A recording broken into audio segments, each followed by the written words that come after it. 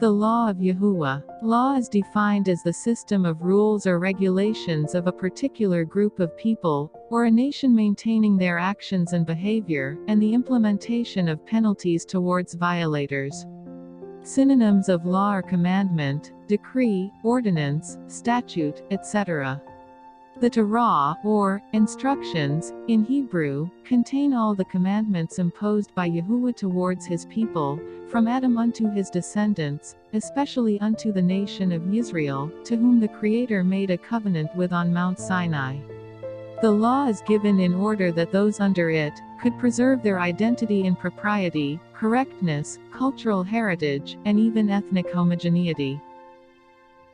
The law in the Torah can be classified into three categories, namely 1. Moral law, which encompasses the whole 10 commandments, 2. Civil law, all statutes that concerns life in the society, and 3. Ceremonial law, which concerns all customs and rituals for the worship of YaHuWaH, including sacrifice for penance.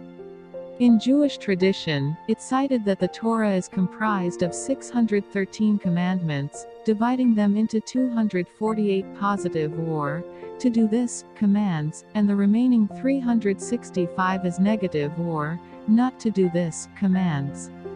There is no such exact count of all the commandments mentioned in the scriptures, and no universal agreement among scholars of a definite count. For the reasons that, some commandments are just considered to be reiteration of former commandments, and some are only clarifications of stated commandments, so they cannot be considered as new ones.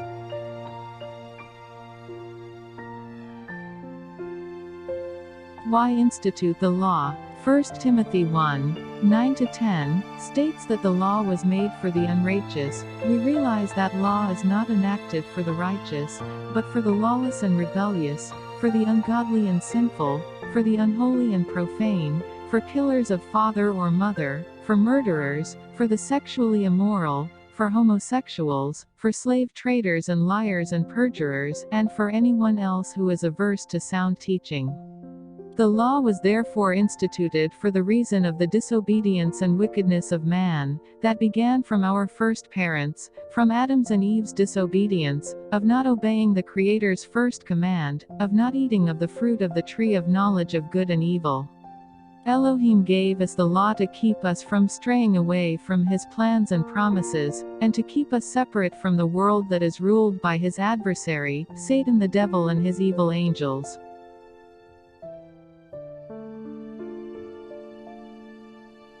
The law is set apart. Romans 7:12 states that the law is set apart or holy, so then, the law is holy, and the commandment is holy, righteous, and good. See also Psalms 19:7-12, 119, verses 137-172. Leviticus 19:2 also speaks of the people of Yisrael, that they must be set apart just as YaHuWaH is set apart. Speak to the entire congregation of the Israelites and tell them, be holy because I, YaHuWaH your Eloah, am holy.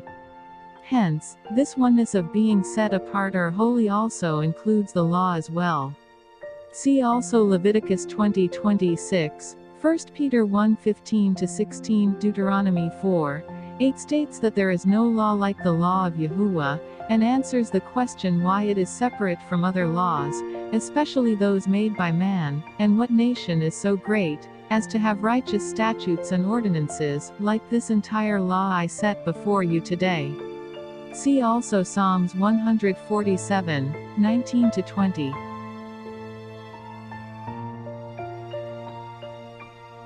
The law is eternal. In the book of Baruch 4:1, an Old Testament Apocrypha, mentioned that the law is eternal. This is the book of the commandments of Elohim, and the law that endureth forever.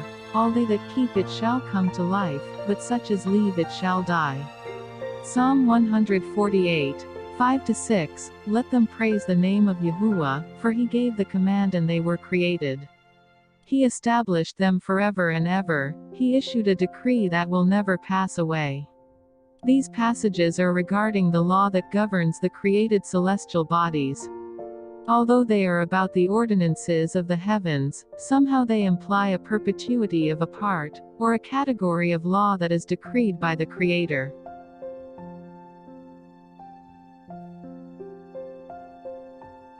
Perpetual statute. In the Torah, the words, perpetual statute, is usually mentioned whenever a commandment, or an ordinance are considered as such.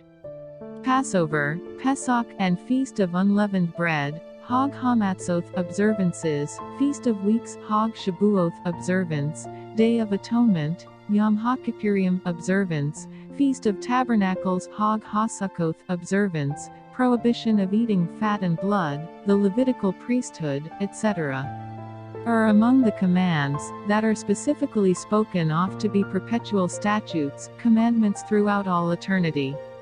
See Exodus 29, 8-9, Leviticus 3, verse 17, 23, verses 14, 31, 41, 24, verse 3, Numbers 19:21. Numbers 15:15 states that the perpetuity of the law shall be applicable to both the native Israelites and the alien residents. As for the assembly, there shall be one statute for you, and for the alien who sojourns with you, a perpetual statute throughout your generations. As you are, so shall the alien be before YaHuWaH. See also Exodus 12:49, Leviticus 24:22, Numbers 9:14, 15:29.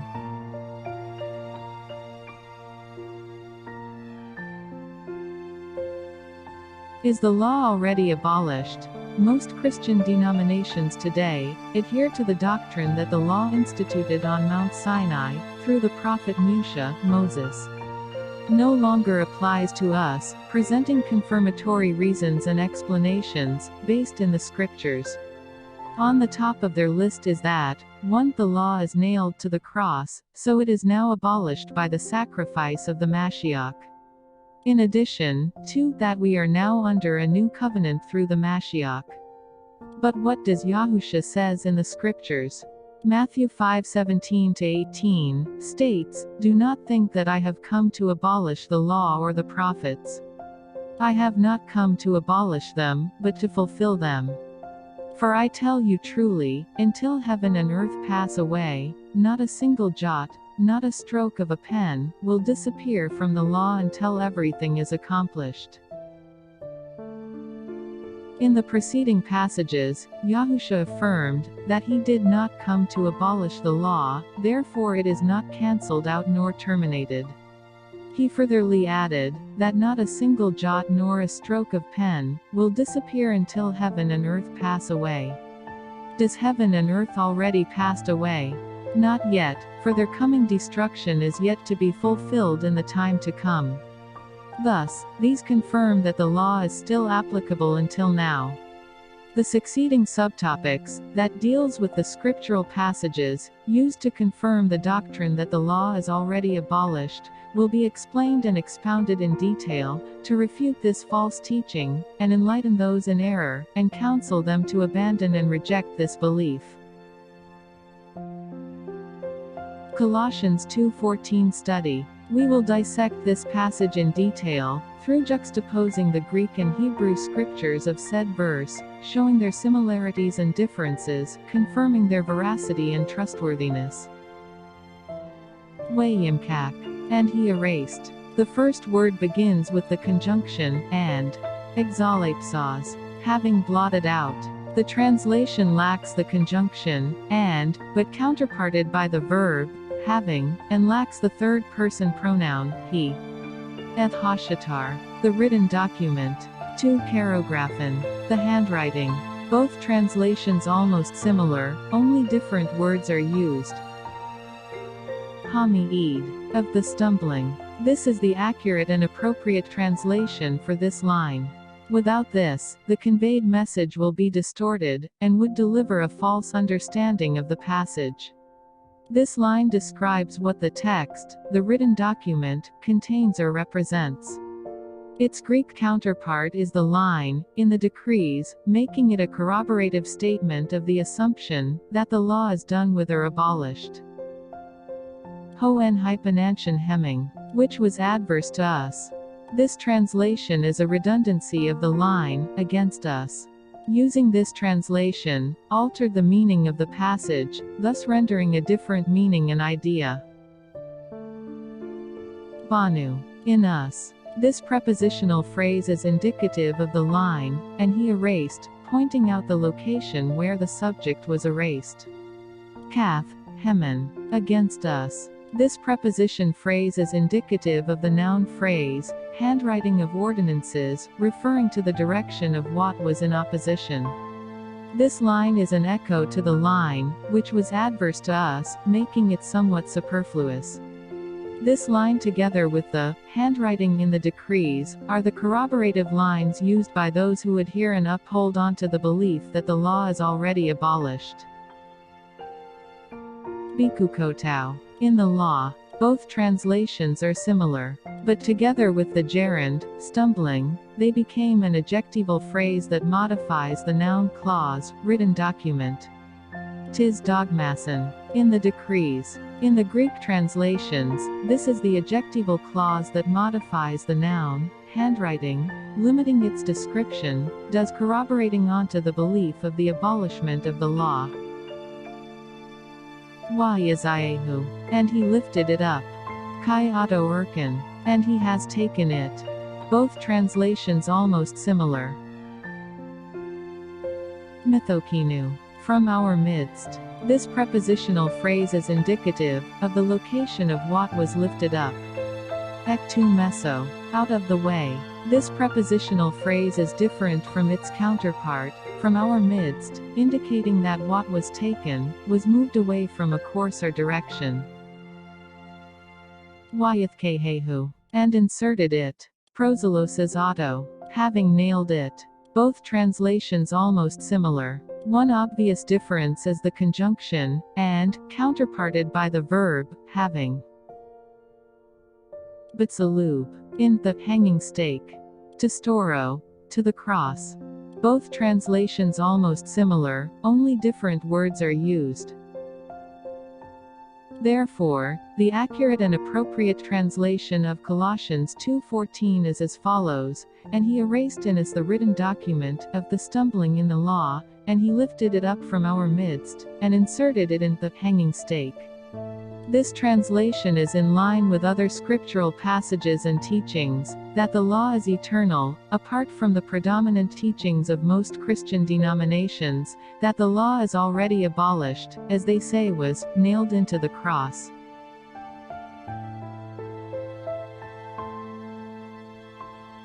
Ephesians 2:15 study. In this passage, their justification is that the enmity mentioned is the law. But through deeper examination, it is not the law that is hostile to us, but teaches a different view. Bibatlo. He abolished. And katargeses. In having annulled. Both translations almost similar, only different words are used. Hayaba. The enmity. This clause is missing in the Greek scriptures, thus conveying a distorted understanding of the truth, making thereafter the law and commandments already abolished. Other Greek scriptures do have this missing line, and rendered it as, ten ekthron, which is translated as, the hostility.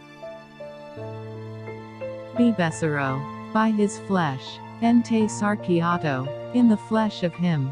Both translations almost similar. Eth Toroth. In the instructions. Tun nomen. The law.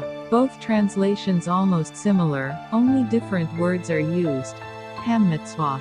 Of the commandments. Tun entalan. The commandments. Both translations the same. Wehakukoth. And the statutes. En dogmason. In ordinances. Both translations almost similar, only different words are used. Libero. To create. Katisi. He might create. Both translations almost similar. Benafsho. In himself. Enhato. In himself. Both translations the same. Eth Hashanayim. The two. Hina tus dio. So that the two. Both translations almost similar. Liadam. Into man. Is anthropon. Into man. both translations the same. Echad. 1. Hena. 1. Both translations the same. Chadash. New. Kainan. New. Both translations the same. YaHuWaH. And he has made. Poyon. Making. Both translations almost similar. Shalom. Peace. Erinan. Peace. Both translations the same. Therefore, the accurate and appropriate translation of Ephesians 2:15 is as follows: He abolished by his flesh the enmity in the instructions of the commandments and the statutes, to create in himself the two into one new man, and he has made peace. This translation shows that the one that was abolished is the enmity or hostility in the teachings or instructions between the commandments and the statutes, confirming that the law and commandments are still in effect, and have not been cancelled out.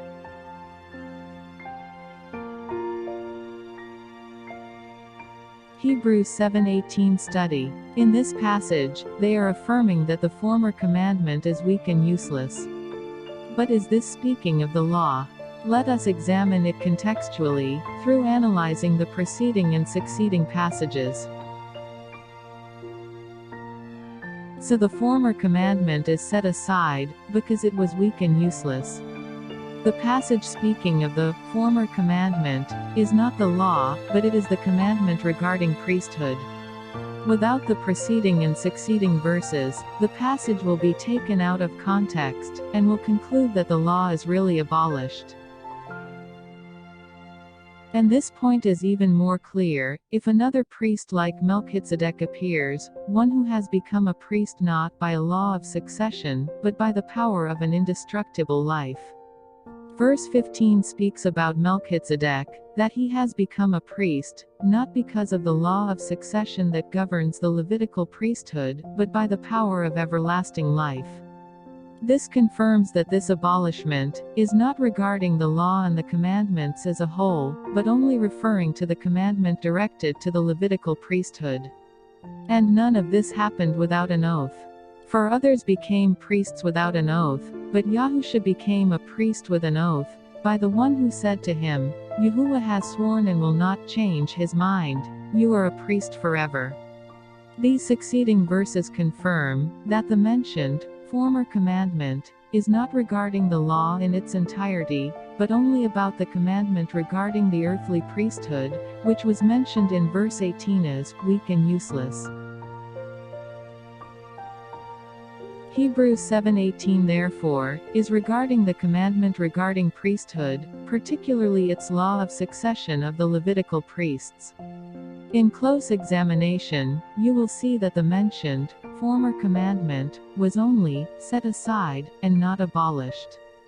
This means it was put aside for safekeeping, and shall be restored in the future when the Levitical priesthood is reinstituted, and consequently the temple shall also be rebuilt, so the ceremonial services could now be rendered. Hebrews 8:13 study. In this passage speaks of the new covenant, making the old covenant obsolete. A covenant is not a law per se, but an agreement between two or more parties, requiring them to follow the terms stipulated on it. By speaking of a new covenant, he has made the first one obsolete, and what is obsolete and aging will soon disappear. The passage speaks of a covenant, and not about the law. To understand fully its message and teaching, we need to read the preceding verses. Pondering only to this one verse will constitute a false understanding of the passage, and may deceive readers of the false doctrine that the law is already abolished. Now, however, YaHuWaH has received a much more excellent ministry, just as the covenant he mediates is better and is founded on better promises. For if that first covenant had been without fault, no place would have been sought for a second.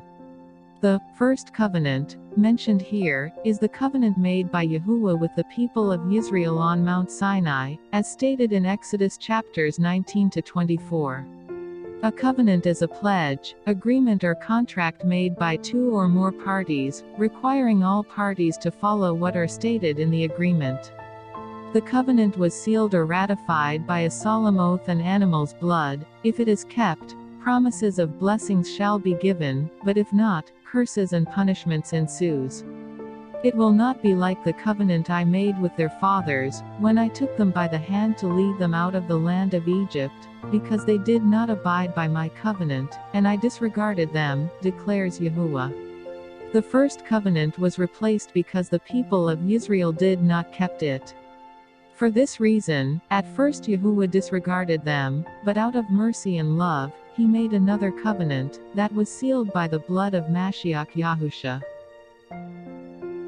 For this is the covenant I will make with the house of Israel after those days, declares YaHuWaH. I will put my laws in their minds, and inscribe them on their hearts. And I will be their Eloah, and they will be my people. The laws shall now be written in the minds and hearts of the people of Israel, apart from the old covenant that was written in tablets of stone. This was confirmed by the passage in 2 Corinthians 3:3, it is clear that you are a letter from Mashiach, the result of our ministry, written not with ink, but with the Spirit of the living Elohim, not on tablets of stone, but on tablets of human hearts. See also Jeremiah 31:33, Ezekiel 11:19-20, 36, 26-28, Hebrews 10:16-17. Hence, the law and the commandments are still in effect, and have never been abolished, as what most Christian denominations teaches. The difference of the two covenants, are where they were written on, and what material they were written by. Hebrews 8:13 therefore, is regarding the old and new covenants, and making the former obsolete, and replaced by the latter.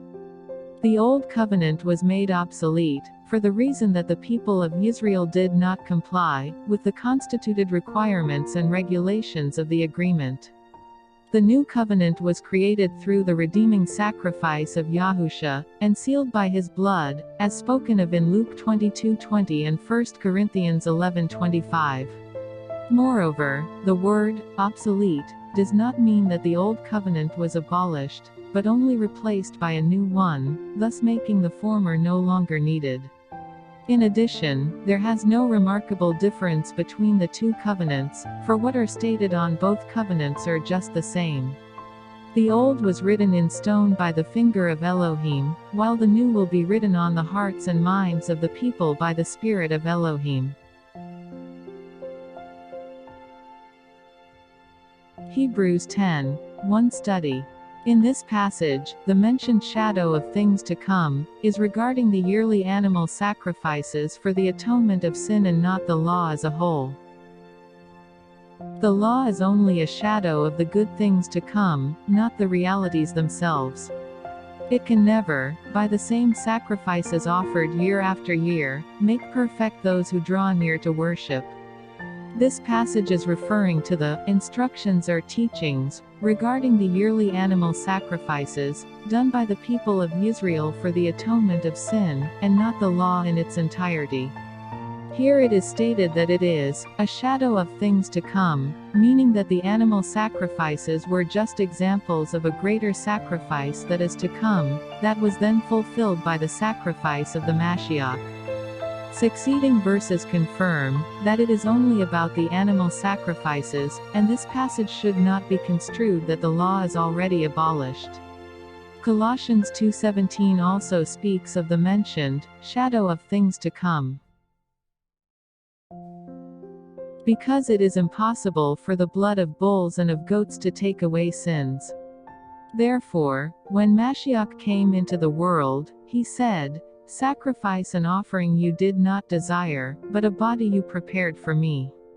In burnt offerings and sin offerings you took no delight." In this passage, mentioned that the blood of animal sacrifices does not take away sin, and that the Creator does not delight on them. Those were only instructed as a foreshadow of what is coming, the sacrifice of Yahusha HaMashiach, the shadow of the good things to come, referred in verse 1. Through the shed blood of YaHuWaH, atonement of sins is offered unto those who asked for forgiveness, being as the Lamb of Elohim, mentioned in the scriptures, as the one that takes the sins of the world. See John 1:29.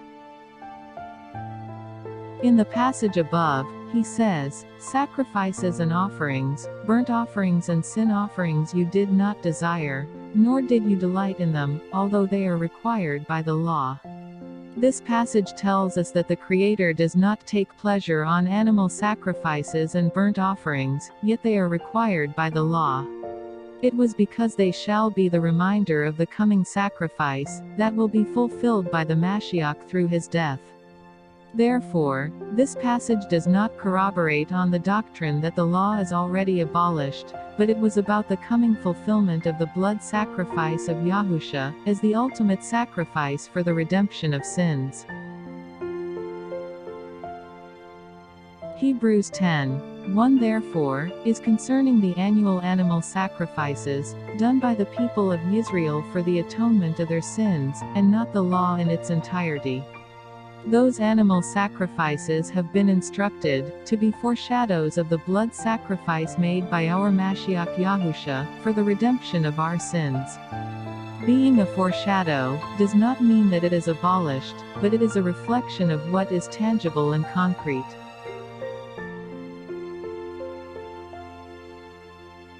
Hebrews 12:27 Study. In this passage, speaks of the removal of things that can be shaken. And these things that shall be removed are not the law, when you examine it contextually. The words, once more, signify the removal of what can be shaken, that is, created things, so that the unshakable may remain. The removal of what can be shaken, referred on this passage, is not about the law, but regarding the created things that shall be destroyed by fire, also mentioned in 2 Peter 3:7, and by that same word, the present heavens and earth are reserved for fire, kept for the day of judgment and destruction of ungodly men. See to it that you do not refuse him who speaks.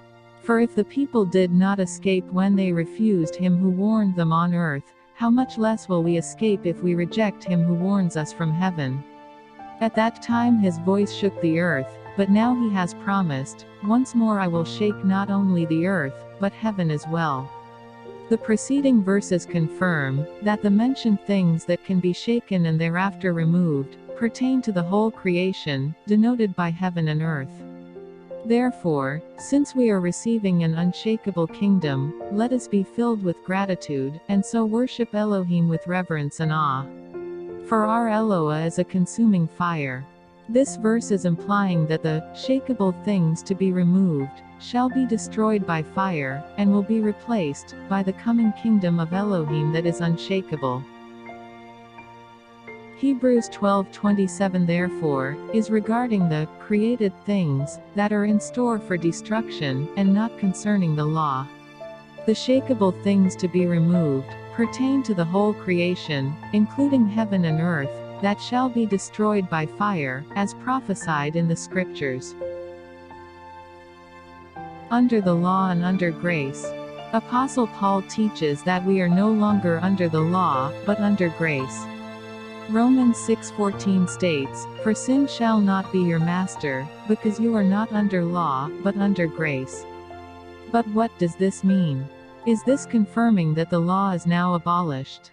Paul added in the succeeding verse, Romans 6:15, "What then? Shall we sin because we are not under law, but under grace?" By no means. Here, Paul stressed firmly, that being under grace and not being under the law, does not give us the license to transgress the commandments. This only shows the correlation of sin to law, in contrast to righteousness to grace. In the same perspective, if you are a slave of sin, you are a slave of the law, and if you are a slave of righteousness, you are a slave of grace. Being a slave of the law corresponds to being under the law, and being a slave of grace corresponds to being under grace. To enlighten others further, the word grace is just another word for kindness. In the Greek scriptures, grace is translated from the word charis, derived from charis, which means benefit, favor, gift.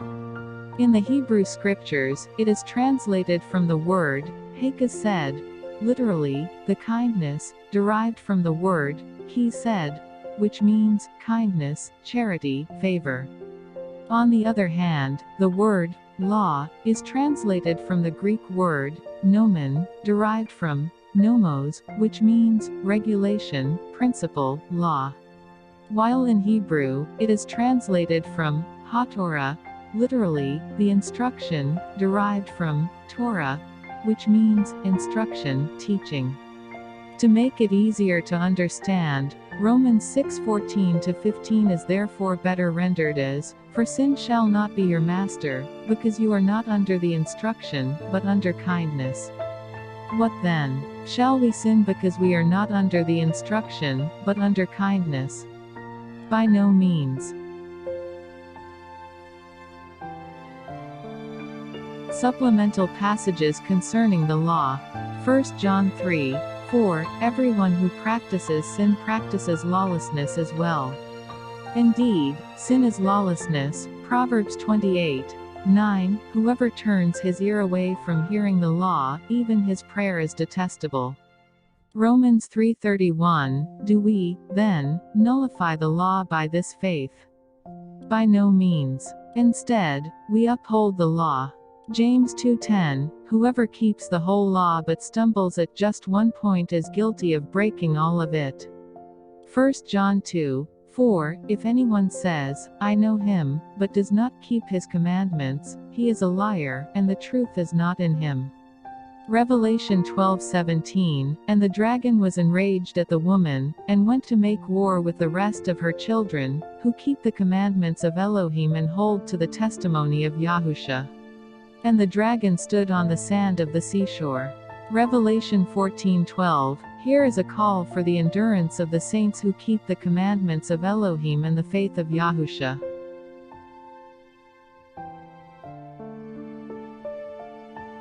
Epilogue. This study shows that the doctrine wherein the law is already abolished and nailed into the cross, is founded on a false premise. Those who hold fast unto this belief, are trying to distort and twist the scriptures to conform to this erroneous principle. Apostle YaHuWaH, John, exhorts us in 1 John 4:1 to test every teaching if it comes from Elohim or not. Beloved, do not believe every spirit, but test the spirits to see whether they are from Elohim. For many false prophets have gone out into the world. Apostle Paul also admonishes us in 1 Thessalonians 5:21, but test all things. Hold fast to what is good. Moreover, we are encouraged to be like the Bereans, examining the scriptures daily. Now the Bereans were more noble-minded than the Thessalonians, for they received the message with great eagerness and examined the scriptures every day, to see if these teachings were true. Take notice, that the scriptural passages used to corroborate the doctrine of the abolishment of the law, are all teachings of Apostle Paul. Those who uphold onto this teaching, are twisting Paul's writings, in order to deceive those who consider the law as a burden and encumbrance. This could be the reason why Apostle Peter regarded Paul's writings as hard to understand, as mentioned in 2 Peter 3:16-17, he writes this way in all his letters, speaking in them about such matters. Some parts of his letters are hard to understand, which ignorant and unstable people distort, as they do the rest of the scriptures, to their own destruction. Therefore, beloved, since you already know these things, be on your guard so that you will not be carried away by the error of the lawless, and fall from your secure standing. May this study regarding the law of YaHuWaH enlighten your understanding, and reject the belief of an abolished law. The law is still in effect, ever since the fall of man until today. The presence of sin in the world demonstrates that the law still prevails. For without the law, there is no sin, and since there is, the law exists. May the kindness of YaHuWaH be upon us, through the intercession of his Son YaHuWaH. Shalom.